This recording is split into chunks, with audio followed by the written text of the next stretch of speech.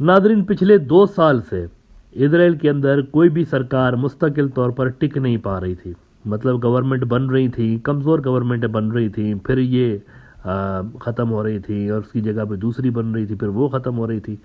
लेकिन 2 साल के बाद अब जाके कहीं एक हुकूमत वहाँ पर स्टेबल हुकूमत बनी है और ये इजराइल की तारीख की सबसे ज़्यादा हार्ड लाइनर हुकूमत आई हुई है। लेकिन इनके आते ही पावर में इनको जो वोट करते थे ना लोग, वो भी परेशान हो गए और इनको लाने वाले भी परेशान हो गए कि ये क्या जिन हमने पटारी से निकाल दिया है। इजराइल के अंदर इस वक्त लाखों लोग सड़कों पे हैं। इजराइल के अंदर इजराइल की हिस्ट्री के सबसे बड़े प्रोटेस्ट हो रहे हैं और ये प्रोटेस्ट फ़लस्तीन के ख़िलाफ़, अरबों के ख़िलाफ़, मुसलमानों के ख़िलाफ़ नहीं हो रहे, ख़ुद नेतन्याहू और ज़ायनिस्टों के ख़िलाफ़ हो रहे हैं।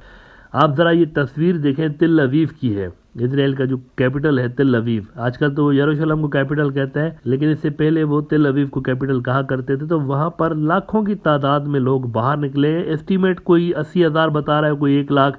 इतने ज़्यादा लोग तिल अवीव में जमा हुए नेतन्याहू की सरकार के ख़िलाफ़। और इजराइल का जो प्रेसिडेंट है उसकी भी रहाइश गाह के बाहर लाखों लोग जमा हुए।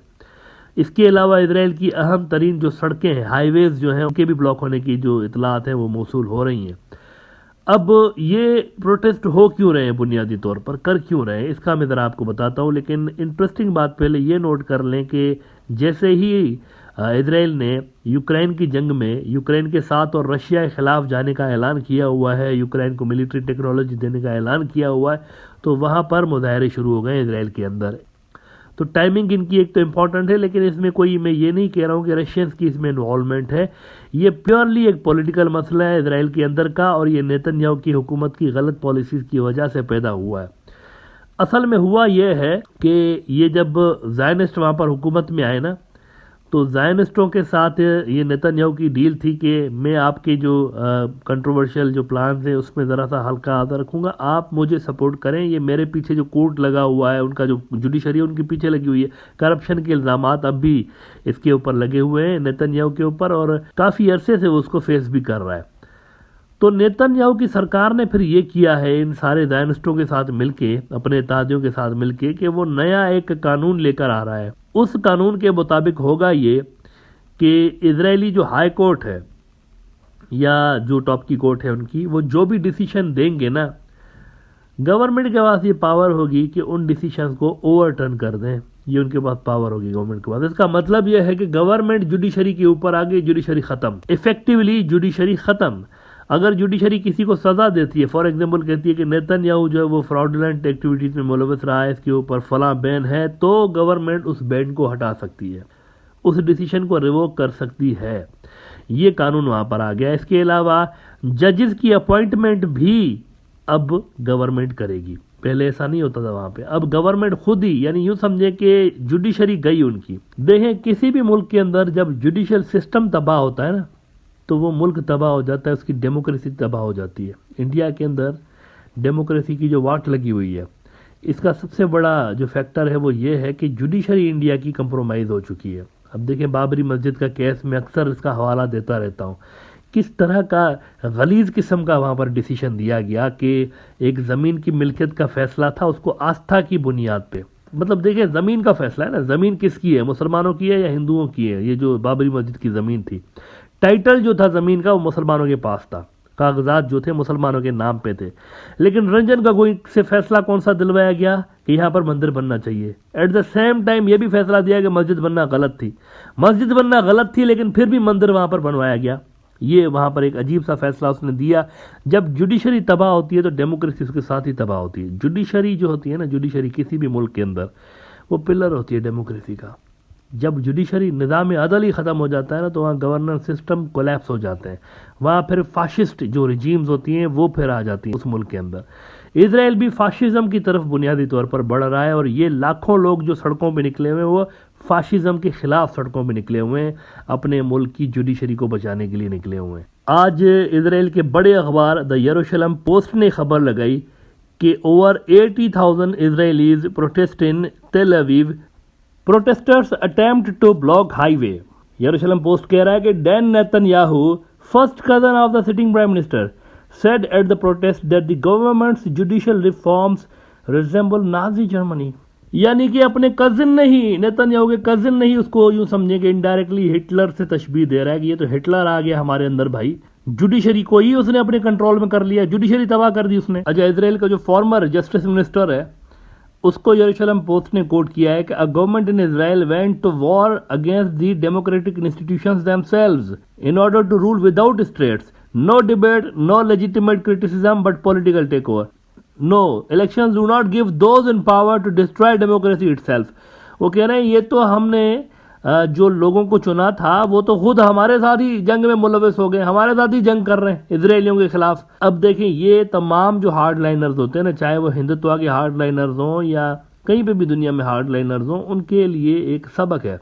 माना ये जा रहा था कि ये कोई अखंड इजराइल नाम की चीज़ बनाएंगे और स्टेटस को कुछ छेड़ेंगे यरूशलेम के अंदर और हमास वालों से लड़ेंगे और इनसे लड़ेंगे, उनसे सबसे लड़ेंगे। लेकिन हुआ क्या है, पहले पहले इनकी जो तलवार चली है खुद इजरायलियों के ऊपर चली है, वहाँ के लोगों के ऊपर। जो इनको लेकर आ रहे थे खुशी खुशी, वो बेदार हो गए कि ये क्या है भाई, ये तो मुल्क के अंदर इदारे तबाह हो गए। यानी कि अब यूँ समझें कि वहाँ का प्राइम मिनिस्टर एक तरह से किंग बनने जा रहा है इजराइल का। अगर ये इस तरह के लॉज है ना तो जुडिशरी के अंडर ही नहीं आएगा ना, तो किंग बन गया ना एक तरह से। बादशाह में ऐसा ही होता है ना, बादशाह की मर्जी होती है, जो कुछ करे वो, कोई उसके ऊपर चेक एंड बैलेंस नहीं होता। यहाँ पर एक तरह से इजराइल को बादशाह ज़ायनिस्ट किंगडम में कन्वर्ट करने की कोशिश की जा रही है बुनियादी तौर पर। ये हो रहा है असल में। यानी वहाँ का जो प्राइम मिनिस्टर इलेक्ट होगा उसके ऊपर कोई कानून ही अप्लाइड नहीं होगा, उसके खिलाफ या उसके साथियों के खिलाफ जो भी कोर्ट का डिसीजन आएगा वो ओवरटर्न हो जाएगा। ये कवानीन आ गए वहां पे, और इसने फिर इजरायली सोसाइटी की बुनियादें हिला के रख दी हुई है। नो वंडर वाई इतने ज़्यादा लोग वहाँ पर सड़कों पे निकले हुए हैं। इजराइल की हिस्ट्री में मुझे नहीं याद पड़ता कि कभी इतने ज़्यादा लोग बाहर निकले हों। 1 लाख से ज़्यादा लोग कहा जा रहा है कि ये कल निकले हैं बाहर, और ये सिलसिला आज तक अभी भी जारी है। इस वक्त जब मैं आपसे बात कर रहा हूँ, इजराइल के कई शहरों में इस वक्त भी प्रोटेस्ट जारी हैं।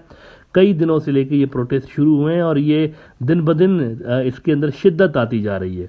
इसके अलावा एक और बहुत ही कंट्रोवर्शियल कानून वहाँ पर पास होने जा रहा है, जो कि मेरे ख्याल से कुछ दिनों के अंदर हो जाएगा पास। लेकिन नेतन्याहू की सरकार के ऊपर शदीद दबाव है कि वो वाला कानून पास ना करें।